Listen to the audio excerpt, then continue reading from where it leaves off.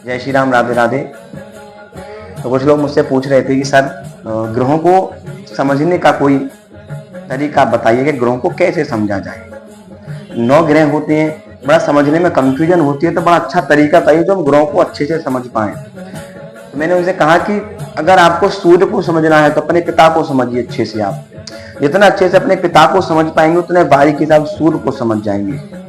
चंद्रमा को समझना है तो अपनी माता को समझिए, जितना गहराई में माता को आप समझ जाएंगे उस दिन आप चंद्रमा को समझ जाएंगे। मैंने कहा कि आप मंगल को समझना है तो अपने छोटे भाई को समझिए, जितना छोटे भाई को आप समझ पाएंगे उतना मंगल को आप समझ जाएंगे। आप बुध को समझना हो तो अपनी बुआ और बहन को समझना प्रारंभ कर दीजिए। आप जितना बारीकी से समझ जाएंगे बुध को आप समझ जाएंगे। गुरु बृहस्पति को समझना हो तो ब्राह्मणों को समझिए, गाय को समझिए, गुरुओं को समझना प्रारंभ कर दीजिए। जिस दिन आप उनको समझ गए आप बृहस्पति को समझ जाएंगे। शुक्र को समझना हो पत्नी को समझिए, स्त्रियों को समझिए अच्छे से, आप शुक्र समझ में आ जाएगा। शनि को समझना हो, शनि कौन है? न्याय प्रिय। कोर्ट को समझिए, अदालत को समझिए, आप न्याय करने वाले लोगों को समझिए, धर्म करने वाले लोगों को आप समझिए, असहाय लोगों को आप समझिए, गरीब लोगों को आप समझिए, इन्हें आप समझ जाएंगे। शनि आपके अपने आप समझ में आ जाएगा।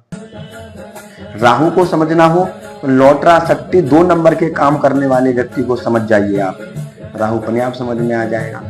केतु को समझना हो तो मतलबी लोगों को आप समझ जाइए, धोखा देने वाले लोगों को आप समझ जाइए, गलत लोगों को आप समझ जाइए, आप केतु को समझ जाएंगे। ग्रहों को समझना बहुत ही सिंपल है, क्योंकि ये ग्रह हमारे और आपकी तरह ही होते हैं, बस इनमें सबका एक डायरेक्शन बटा हुआ है। 7 ग्रहों में सबका डायरेक्शन बटा हुआ है, कौन क्या है कौन क्या है, केवल उस व्यक्ति को समझना है। अगर हमने उस व्यक्ति को समझ लिया तो हम ग्रहों को अपने आप समझ जाएंगे। ग्रह क्या है? ग्रह हमारी तुम्हारी जैसे कोई है, ग्रहों का प्रभाव तो ऐसे तो होता है हमारे जीवन में। तो ग्रहों को कोई बड़ा टॉपिक नहीं, केवल एक छोटा सा लॉजिक लगाना है ग्रह, तो आप भी समझ सकते हैं। अगर आपको वीडियो अच्छी लगी हो तो कमेंट जरूर करना। जय श्री राम, राधे राधे।